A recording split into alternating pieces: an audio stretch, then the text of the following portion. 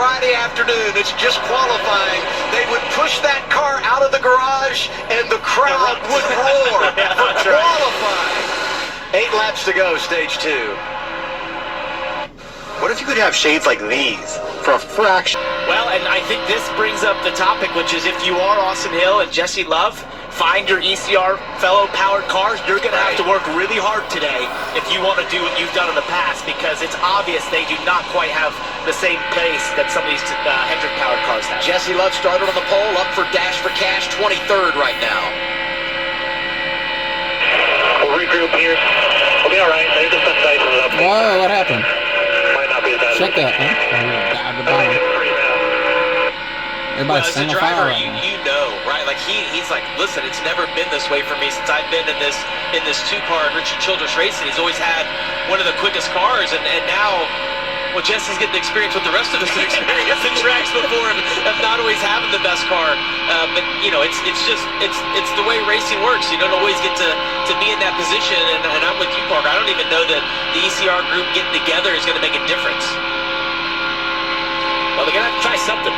Because I know they wouldn't be content with this, with Austin Hill outside the top 10 back in 13th. Jesse Love sitting at 22nd. The discipline of these guys, still single file with 2 to go, is incredible, because that's so hard to do. If you're 4th or 5th back in line, the only way you're going to win is to be able to get that 2 wide, start some racing and getting it shuffled up just a little bit. That perspective right here, and every time they go in the corner, how much banking there is in the track, you don't feel that inside the car. As we drive into the corner and you see this, inside of the car, it honestly feels pretty flat inside. Well, this hurts my brain. I said this yesterday. It confuses me a little bit. You turn your head? I turn my head. I'm like, this is not how it goes. It just doesn't seem real, honestly, to your point, Jamie. Mention the Dash for Cash. 3 of the drivers up forward inside the top 15. Allgaier the best of the bunch. 1 to go. Second stage coming across the start-finish line here. Quapalu won the opening stage by inches over his teammate Sammy Smith, leading teammate Justin Allgaier now. Yeah, and if you're Allgaier, Creed, one of these guys, I want to use this as the same way I will at the end of the race. If we get in this same situation, the yellow car gonna pull out. I'm trying to back up my corner, get a run generated. What can I do in order to get by the 1 car out front? And I look further back than that. You got Dean Thompson there in the top 5. Harrison Burton, a huge stage here, possible for Sam Hunt Racing. It's Austin Hill. From Austin Hill goes all the way to the bottom there, trying to go around Raja Caruth. Both he and his teammate had flirted with that double yellow line today, and now they're getting out of shape at the front. Allgaier inside looking for the lead. Seed goes with him, Creed right behind him. Coming back to the green and white checkered flag. We hit the tri-oval, Allgaier out front. And here he is, back to the start-finish line. It's Justin Allgaier winning stage 2.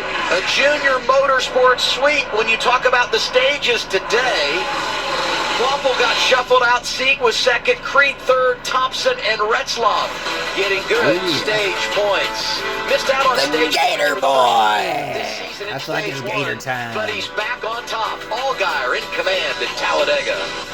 Keep him on offense. Right side's only in a chassis adjustment for Ryan Sieg. And Sheldon Creed at the bottom, stage point scoring leader, said he was still pretty happy with the race car. 4 tires and fuel for the 00.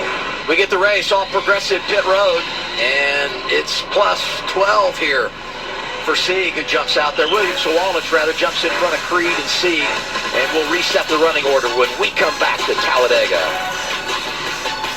Whatever lane you want to go. And there was a huge separation on the bottom there from Taylor Gray to Retzloff behind him, so they never really had a chance in terms of getting to the front or staying at the front there compared to the 21 and the 27 are both going to close contact. Brent Cruz hits his teammate, Taylor Gray. Yeah, we haven't really talked about Toyota all day long today. It's kind of been Chevys at the front, but you mentioned it last week's winner, Taylor Gray. They put themselves up front now with a little bit of strategy on pit road. Brent Cruz as well has kind of been running 15th or 20th as Carson Quappel does the same move again, pushing those guys down the straightaway, pulling out, be able to get something back and get beside them. 55 laps to go, and now we do our spotter spotlight, brought to you by O'Reilly Auto Parts, the 21 team, and the man on the spotter stand is Derek Nealon, who had one jump right in front of him. Let's listen in. 2 feet behind, 2 feet in front. Third lane starting to build momentum now. Here it comes, 2 back. 19's the only one clear of it. Come here. Here comes half, up tight. Here comes a push. 19's going to fill middle. Middle's back clear, needed. Good pull on 41 here, pull until your help comes. Back up. back up, still top of 3, your help's 2 off. Your help's 1.5 off, gonna gain you quick here, 1 off, 3/4, half, top of 3, 3 top, 3 top, 4 top now, 4, 1 lane down is clear, still gonna be top of 3. 3 top, 1 back 1, his help's 1.5 off him. 1 off.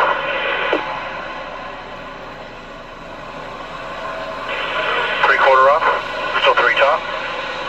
They're 3 wide down the backstretch. One car that's not up front anymore is the 27 of Jeff Burton. He made a slow, indecisive move to cover the top of Austin Hill. You can't do that at the front. He paid the price, falling way back, now trying to work his way through 3 and 4 wide as he just gets the inside of Carson Quapple there.